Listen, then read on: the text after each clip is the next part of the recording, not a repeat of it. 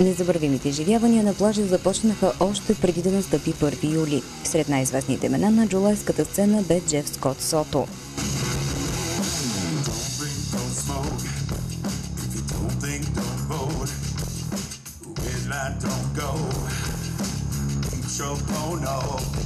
Слънчевото кълбо изплува на хоризонта точно в 5 часа 37 минути. В този час над плажа се понесоха звуците на легендарната песен на Юрая Хип «July Morning».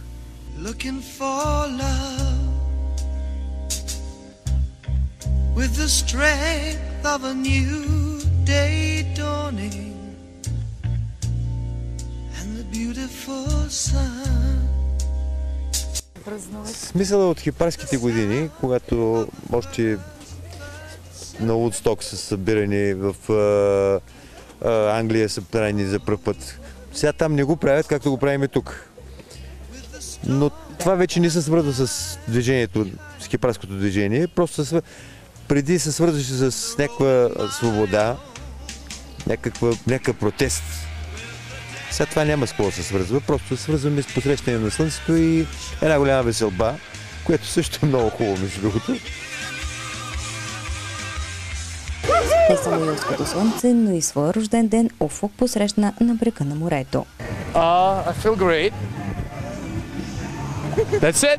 Въпреки че в ранните часове водата бе студена, не липсваха смелчаци. Огрени от първите слънчеви лъчи, те се потопиха в морето. Нещо красиво.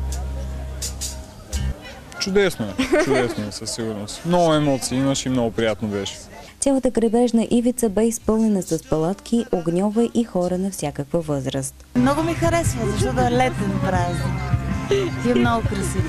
Освежена, ободрена, заредена, радостна, просто на този ден ми е много приятно.